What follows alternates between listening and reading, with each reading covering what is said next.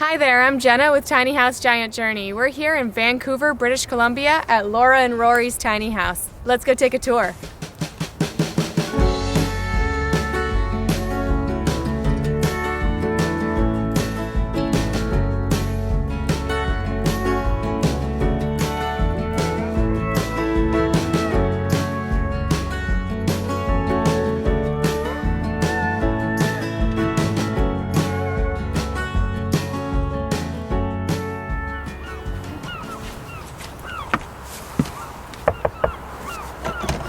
Hi, come in. Welcome. Right. Thank you.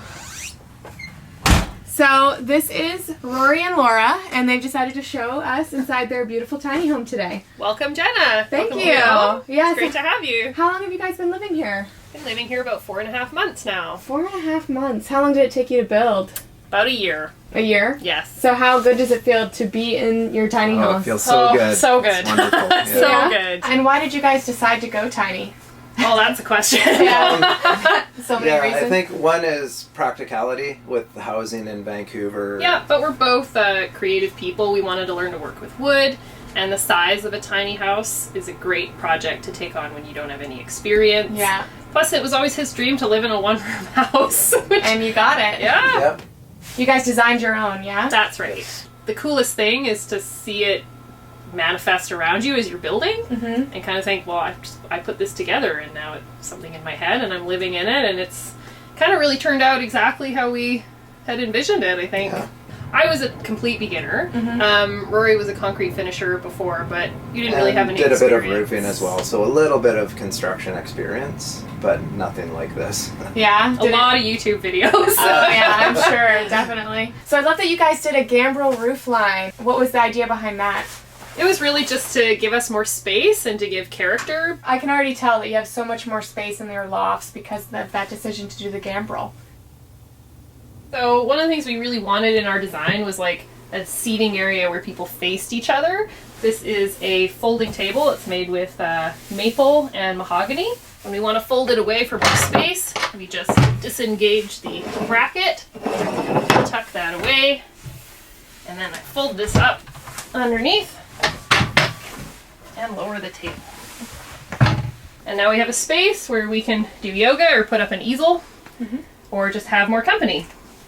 The second part of this folding experience is the storage chair.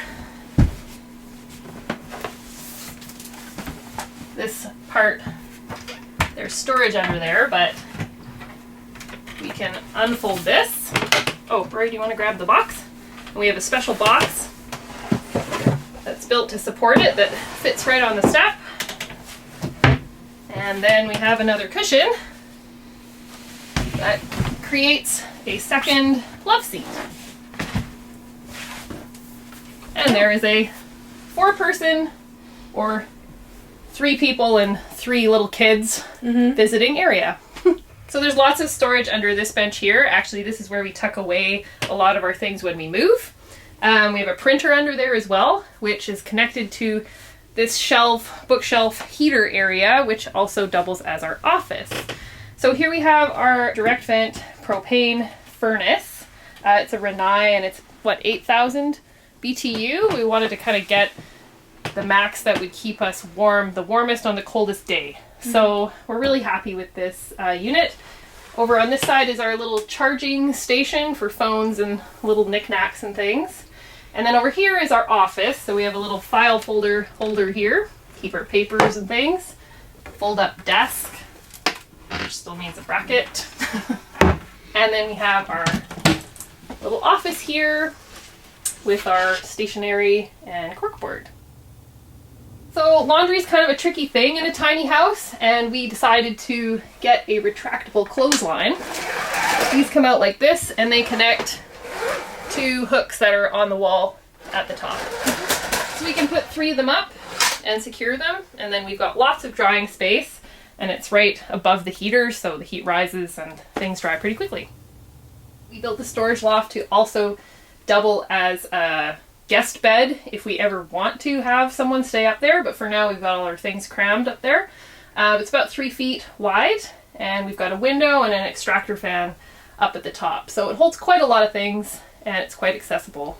So these are our storage stairs. We wanted to make it so that if we ever have a dog, or there's a pregnant lady in here, or we ever have future family, it's an accessible way to get upstairs, but it has to double for storage. So we keep our little box for extra sofa in here, work bags in here, and then we have little containers for our clothing and such all in here. We have storage down both sides of the bed. So these lift up and there's storage underneath. They actually work really well for little tables for your laptop or any knickknacks. People ask us too a lot about moisture up here and whether or not we get like drips from the ceiling, and that's really never been an issue. We spent a lot of time designing the ventilation in here, so we have a lot of fans, but we also have the skylight that opens. One thing to probably mention is with the gambrel style roof, you are limited to the size of skylight you can put in there because there's a hip, like the size of this, it's 1 foot by 2 feet, Yeah. I think, and that's like one of the smallest ones you can get. As far as framing it in, yeah, I did that, and it was really difficult, but totally worth it. It's really nice to have the natural light up here, and also when it gets hot, we can crack the skylight and turn on that vent fan, and it creates a really nice cross breeze through here. So now I'll show you the bathroom. So as far as the hardware for the pocket door, we got that from the Home Depot. I think it was $150 or something, but it works really well. It's a nice space saver too, so it's not swinging out into your hallway. Yeah, for sure.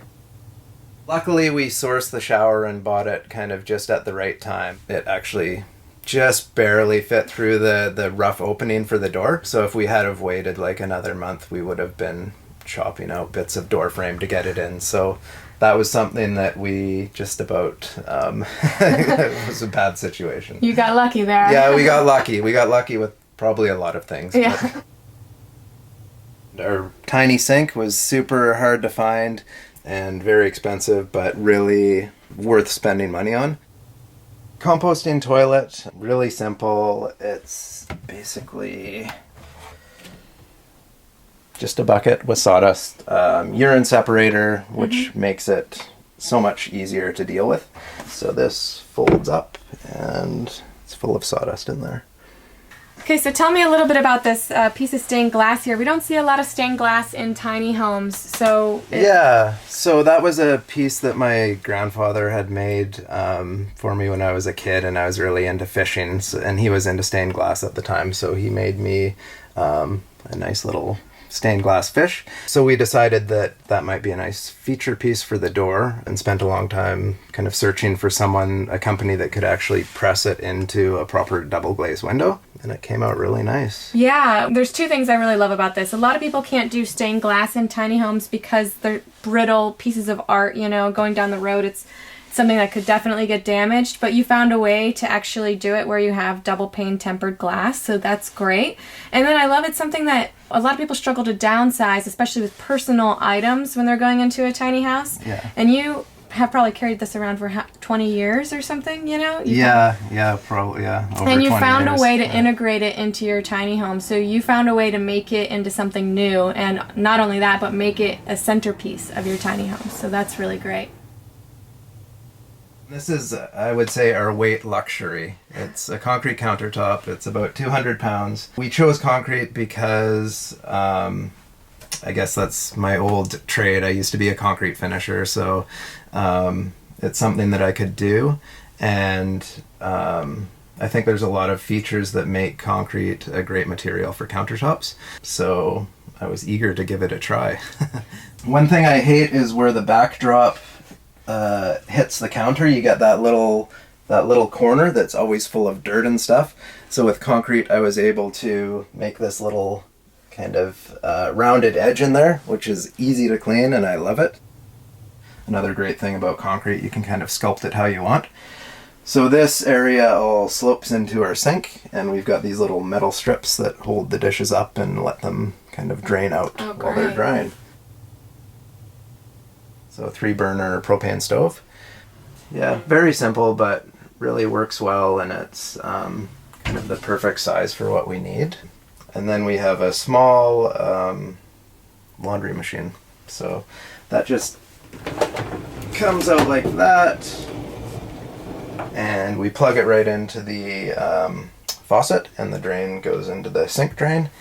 And yeah, very simple but super effective. The total cost of the whole thing was about $30,000. So we did get a new trailer. That was about, altogether with importing, about $4,300. We splurged on the shower, $400, you know. But a lot of the stuff, a lot of the money actually went into the wood. So as far as the hookup right now, we've been here a couple months, and we're just with a standard potable water hose running over the lawn, and same with the cable, just kind of standard heavy duty cable into a 15 amp breaker.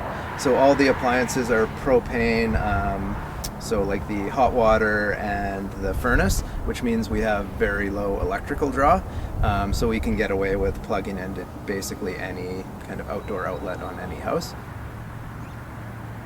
Our trailer is an Iron Eagle custom trailer. We went across the border, we ordered it, we picked it up, we imported it. So it was a bit of a complicated process because there's not a lot of information about how to do that. 'Cause technically, you import a trailer like this as a vehicle. So we have it insured at the moment as a park model mobile home because our intention is not to move it a lot, it's to stay in one place most of the year. So tell me a little bit about your parking space here, because it's beautiful. You're like in an agricultural area, sort of, but you're also really close to town. That's right. So we're in an area where there's a lot of farmland still. We're about 25 minutes away from the city center, which is great for us working. But we kind of get the best of both worlds, where we're quite private, and it feels like being in the country. We've got all these beautiful blueberry fields here with coyotes and herons and that kind of thing that visit us all the time. So it's a beautiful, quiet spot, but it's really accessible. Do you have any pieces of advice for people in British Columbia for finding parking for tiny homes? I think it's just try every angle you know to get the word out that you're looking. Yeah. Like speaking to everyone you know about the fact that you're looking for a space, and just putting yourself out there and being persistent. And I think making as many contacts as you can, and then kind of having backups. Yeah. Yes. So having like kind of a black book of potential spots. All right, guys. Well, thank you so much for taking us through your tiny house, and Thank congratulations you. on finding such a great spot. Let's do a group Thank hug. you. Thank you. Thank you. All right, guys. See you later.